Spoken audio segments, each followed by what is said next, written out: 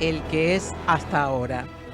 Nosotros desde GPS Audiovisual Radio seguimos apostando y creyendo en la cultura como pilar fundamental de un pueblo, en este caso de la Argentina, nuestra sociedad.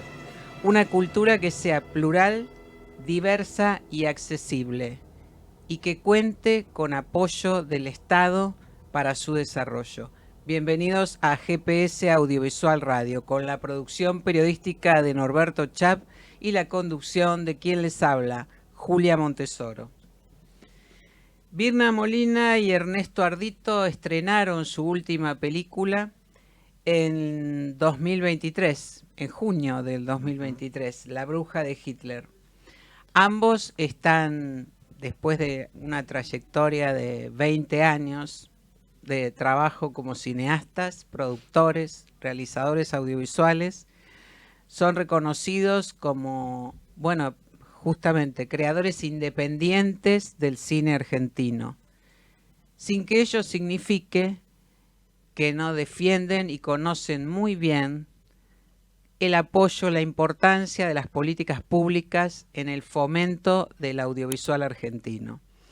Estamos entonces con Birna Molina y Ernesto Ardito aquí en los estudios de GPS Audiovisual Radio para hablar de este momento por el que atraviesa el cine argentino y, bueno, la perspectiva de ellos justamente como cineastas independientes y con una trayectoria muy importante. Bienvenidos, ¿cómo están? ¿Qué tal, Julia? ¿Cómo estás? Hola Julia, ¿cómo estás? Bueno, muchas gracias por acompañarnos aquí en los estudios. En principio, La Bruja de Hitler, quiero empezar por ahí por lo siguiente, porque fue premonitoria en cierto sentido, ¿no? Ustedes habían comentado en el momento del estreno que les remitía a tiempos que parecían ya terminados y que estaban volviendo. Entonces, hoy en este contexto, les pregunto si siguen viéndolo así. Sí, sobre todo porque La Bruja de Hitler no es una película de, digamos, de episodios de una superestructura histórica. Quiero decir, no es una película que cuenta, sino que se mete en el interior de una familia, en un modo de ver, de sentir y de comprender el mundo del nazismo, digamos, ¿no? Ujú. En ese sentido es algo que trasciende la Segunda Guerra Mundial, es algo que se instala, digamos, en el propio ser humano, que viene incluso desde antes, ¿no? Es decir, esa, esa fuerza de entender todo, de querer solucionar todo desde la intolerancia, desde la violencia, desde el odio, de exterminar al diferente, ¿no? Y eso nos lleva cada vez más a un mundo peor. Y eso es algo que no solamente lo vimos de alguna manera no tan fuerte como en este momento en Argentina, sino lo veníamos viendo en el mundo, en algo más general, desde Europa incluso, ¿no? Eh, y ahí es donde nosotros empezamos a construir la base del guión de la película. Ujú. Y bueno, y eso pasa siempre con los artistas, creo yo, ¿no? Es como que Cortázar decía siempre que volvés siempre como a tu infancia, y nuestra infancia fue la dictadura. Y todo eso Ujú. nosotros lo vivimos en carne propia. Entonces a veces el cuerpo tiene como una memoria, ¿no? Cuando empezás a ver estos, digamos, como pequeñas situaciones sociales y demás, empezás a volver a eso. Y bueno, y por eso a veces nos adelantamos un poco a lo que puede llegar a pasar en Ujú. el mundo o en Argentina, ¿no? Con películas más metafóricas como La Bruja de Hitler. Ahora, la película adquirió otra dimensión a partir de toda esta situación que se está viendo, bueno, en Argentina y en el mundo, ¿no? Digo, la intolerancia, las guerras, Mm. los conflictos entre distintas religiones, sociedades. Ujú. Ustedes a Sí, partir del estreno eso, sí, tomaron otra conciencia de otra dimensión más de la película. sí, yo creo que lamentablemente sí, es como que no querés que la profecía se cumpla, ¿no? De alguna manera, como decía Ernesto, había cosas que nos estaban tocando muy fuerte, que nosotros las sentíamos, que teníamos la necesidad de contarlas, Y bueno, y justamente todo el estreno y el acompañamiento de la película en circuitos alternativos fue durante los meses previos y durante la campaña misma. Y hablar con la gente, ¿no? Después de la proyección de la película, decir, bueno, lo que está por venir puede, y bueno, y tratar de influir de alguna manera y sentir que nada de eso sirvió. En algún punto es frustrante, pero desgraciadamente sí, yo siento que es así, que hay una tendencia a que ese poder totalitario se está consolidando, está afianzándose y está dando pasos. A mí me preocupa, por eso siento que estamos en un momento clave. Por lo menos en este país, en este momento estamos ante un escenario clave donde el poder legislativo y la diversidad que tiene ese poder debe dar debe poner un freno, dar una alerta de señal clara a la sociedad. Es decir, hay determinadas cosas que no pueden permitirse. Si el poder legislativo, con la diversidad con la que está compuesto, no puede ponerse freno, ya vamos a estar ante un escenario mucho más terrible, ¿no? Porque lo que estamos frente a una situación donde el poder se está concentrando cada vez más y se está solicitando que el poder de ejecutar sea concentrado cada vez más sobre un grupo muy pequeño y una persona, digamos, concretamente. Y la verdad es que no hay que ser magos, o sea, hay que mirar la historia. Yo siempre digo, a veces me dicen, hey, pero vos cómo sabés tal cosa, la otra. Digo, no sé, me gusta mucho la historia, hay que observar lo que ocurrió en el pasado. En los pueblos, en la historia del ser humano, ¿no? Y no para no repetir esos errores. Yo siento que sí, estamos en un escenario bastante oscuro y que a veces, y me da mucho miedo esto, la banalización, ¿sí? De la figura de Milei, la banalización casi humorística, cínica de toda esta situación como, bueno, esto no puede ser real, porque eso ya se vivió.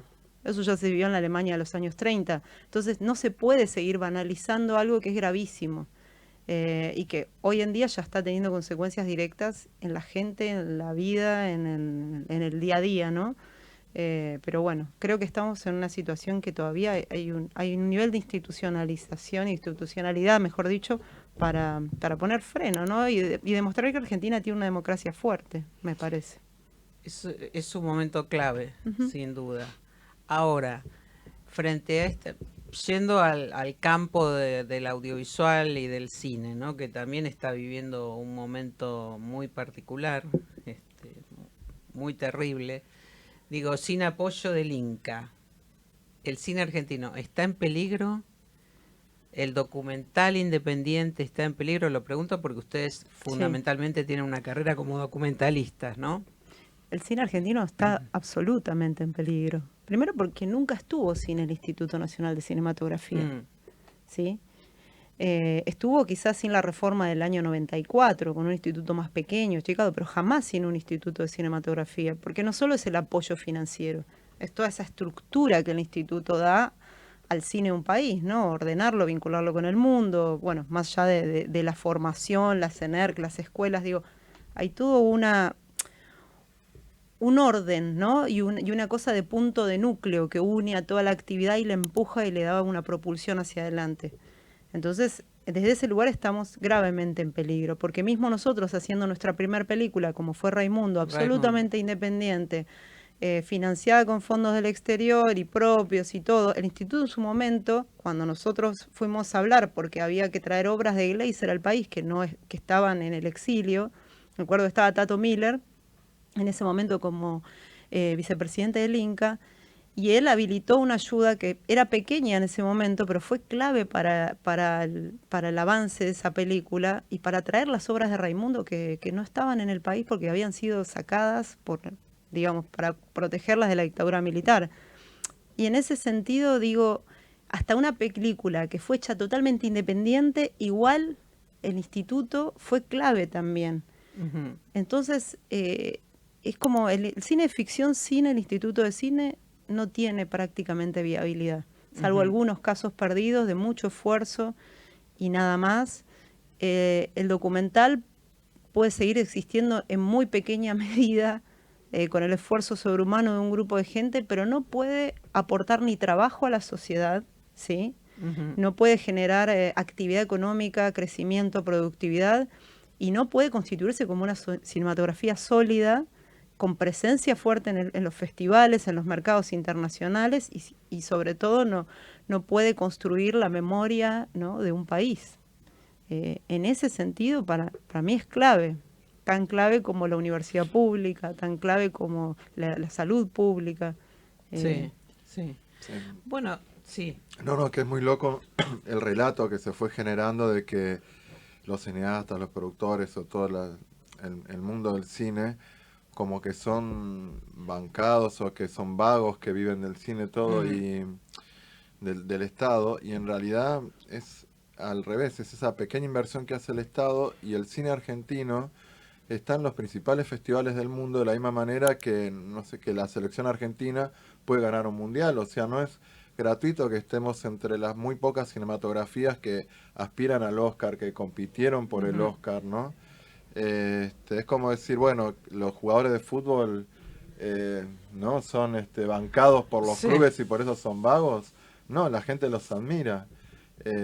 Y por otro lado, comercialmente hay un gran error que lo están diciendo mucha gente que está escribiendo columnas, que compara la inversión de una película con la taquilla, ¿no? Y la taquilla solamente, yo te puedo llegar a decir que es el 10% dentro del cine independiente de lo que es la recuperación de una película. Porque una película tiene muchísimas ventanas, ¿no? Es decir, la televisión, las plataformas, el circuito alternativo, cultural, que llega incluso a duplicar o triplicar la inversión original en muy poco tiempo. Es rara, o sea, estamos hablando de películas buenas, ¿no? Es rara la situación que no suceda eso. Y es dinero que ingresa al país. O sea, que no solamente se reinvierte en la industria del cine, genera más trabajo, sino que genera una subeconomía muy fuerte. Ahora, bueno, esta ley ómnibus, la llamada ley ómnibus, hace también un fuerte cuestionamiento a la estructura del Instituto Nacional de Cine y Artes Audiovisuales, ¿no? El funcionamiento. Digo, en ese sentido, ustedes como cineastas, como productores, como además creadores independientes, ¿qué opinión tienen respecto de esto? ¿Hay cosas que son modificables o es mejor en este momento no discutir esas cuestiones y hacer un frente común y bueno, y darle para adelante? Yo tengo en ese sentido una posición como muy firme, que es, yo no estoy en contra de achicar el Estado para nada. ¿Por qué? En ninguna de sus áreas. Porque no hay trabajo en el campo privado. Entonces, achicar el Estado hoy significa dejar miles o cientos de miles de personas en la calle, completamente desocupados, sin poder comer, sin poder vivir dignamente. Entonces, yo me pregunto, ¿cuál es el objetivo de un país, de una nación? ¿Ser rentable? ¿Dar ganancias? ¿O asegurarle a las personas que nacieron en ese territorio o que decidieron ir a habitarlo un espacio donde puedan desarrollar dignamente su vida? Al fin de cuentas, eso es lo que nos tenemos que empezar a pensar. No son empresas, no tienen una rentabilidad. Los países no tienen que ser como las empresas. Los países tienen que otorgar a las personas que vivimos allí plenitud en la vida que tenemos. Entonces, si no tenés trabajo en el campo privado, ¿cómo vas a achicar el Estado? Eso va a significar millones de argentinos de Argentina que no van a poder comer. Ahí es el tema. Por eso, ponernos a discutir si el instituto podría funcionar con más o menos gente en este contexto es una locura. Y además, eso tampoco es algo que se pueda mirar aisladamente, porque si vos querés achicar el instituto, también vas a achicar las actividades que el instituto desarrolla. Si cerrás la escuela de cine con todas las sucursales que tiene la ENERC en todo el país, obviamente vas a centralizar, vas a reducir el cine al ámbito porteño como era hace 20 años, y vas a excluir, o sea, no vas a hacer federalismo, y por otro lado ibas a achicar la estructura. Pero si querés federalizar, no podés achicar la estructura en un país como la Argentina. Si querés que se dedique solo a exhibir el instituto o a apoyar la exhibición en festivales, pero no tener todos los circuitos donde se construye audiencia, llevando el cine a las cárceles, llevando el cine a las escuelas, entonces, digo, hay que verlo como, porque si no parece como que algo está funcionando mal porque hay mucha gente que está mirando el techo. Entonces, eso es muy sencillo de verlo. Vos ves la cantidad de gente que está ahí adentro y la actividad que desarrolla cada persona. Si hay gente que está mirando el techo, y bueno, fíjate, pero la realidad es que hay un montón de gente que está trabajando, ¿sí? Que no mira el techo, que está a lo mejor con sobretrabajo, porque hace trabajo que tendrían que hacer muchas más personas. Y la cuestión es, achicamos el cine, achicamos la educación, achicamos la salud, achicamos la Argentina. ¿Para qué la achicamos la Argentina? ¿Para que haya un grupo muy pequeño que tenga más rentabilidad? A mí me parece que no. O sea, eso no es el objetivo de un país. Pero claro, acá lo que está en disputa es un modelo político, acá lo que está en disputa es lo que se votó en las últimas elecciones, y ahí sí viene mi miedo. Porque de alguna manera en las últimas elecciones se votó un proyecto de país. Sí. Que obviamente Milei representaba un 30%, después vino Burlich con sus votos y el macrismo y le otorgó el otro 30%. Sí, sí, pero fue un proceso democrático. Exacto, que, digamos, el programa del PRO no era el programa de Milei exactamente, entonces ahí viene la disputa, pero la realidad es que hay un sector de la población que evidentemente tiene otra subjetividad. Ahí me parece que es la gran batalla del cine desde lo cultural, de tratar de explicarle a los argentinos y a las argentinas hacia dónde vamos, los peligros que estamos enfrentando, no porque lo sepamos, porque ya ocurrió. Esto ya ocurrió en el pasado. Entonces, ahí hay decir, para eso sirve la historia, para no volver a cometer errores que nos llevaron a los momentos más oscuros de la humanidad, digamos.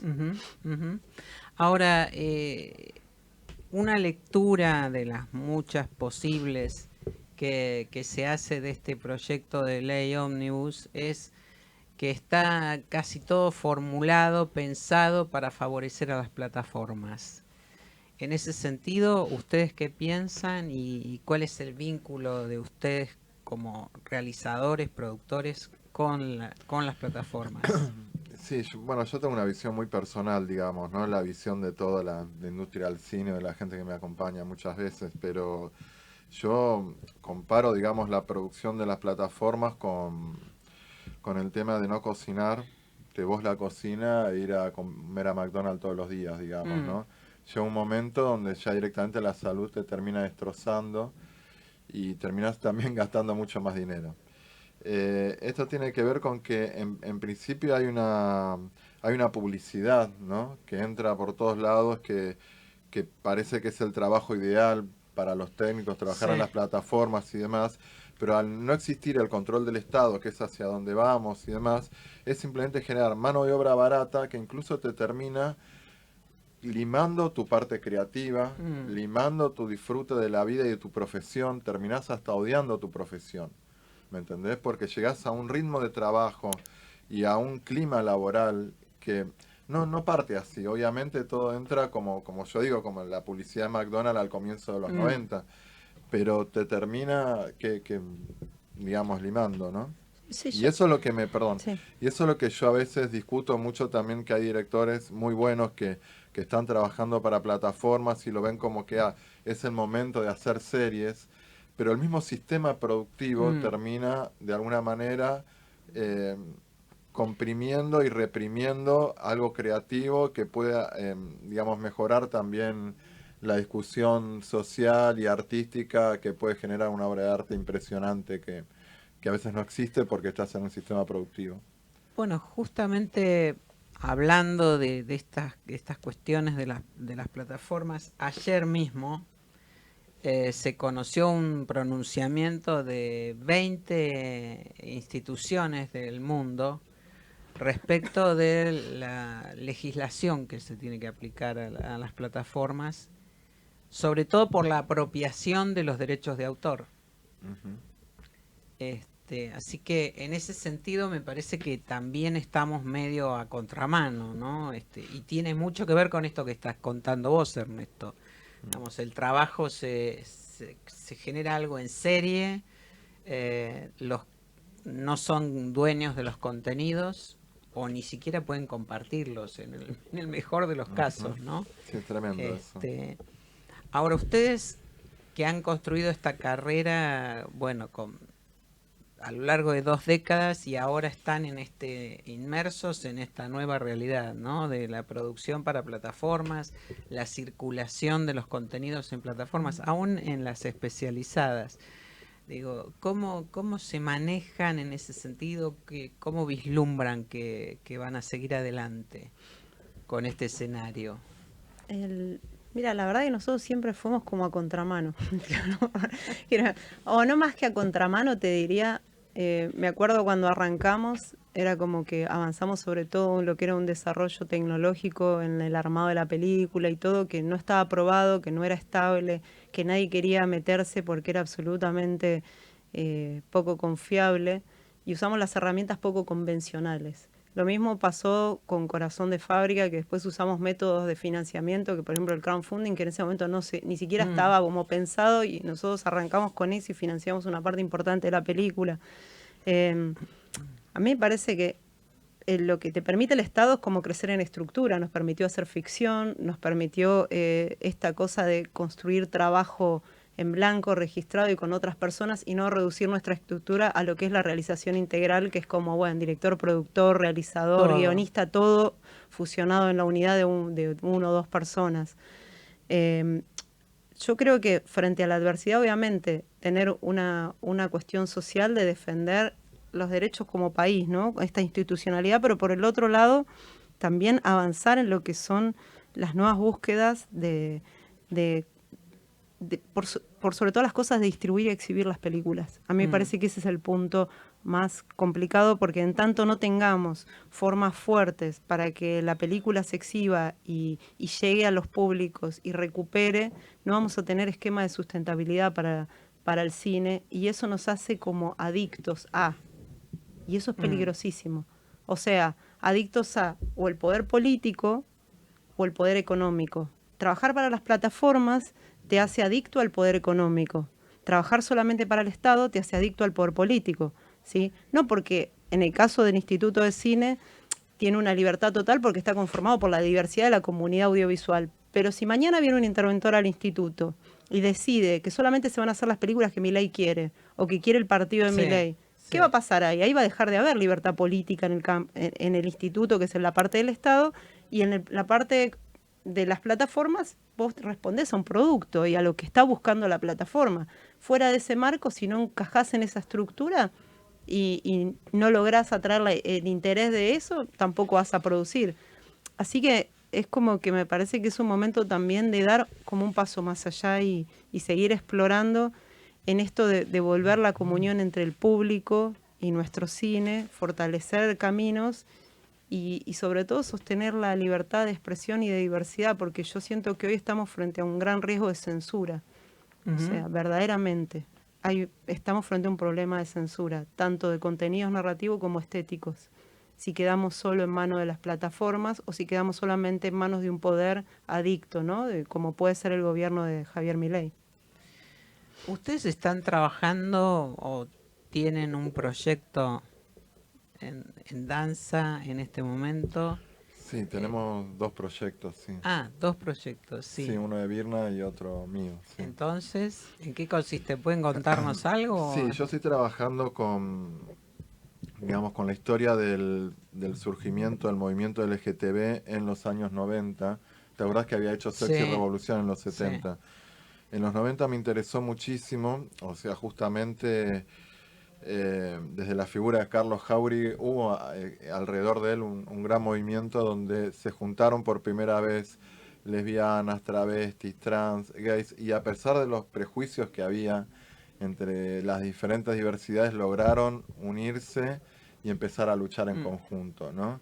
Y a partir de ahí, de la primera marcha del orgullo, de la segunda, empezó a crecer todo.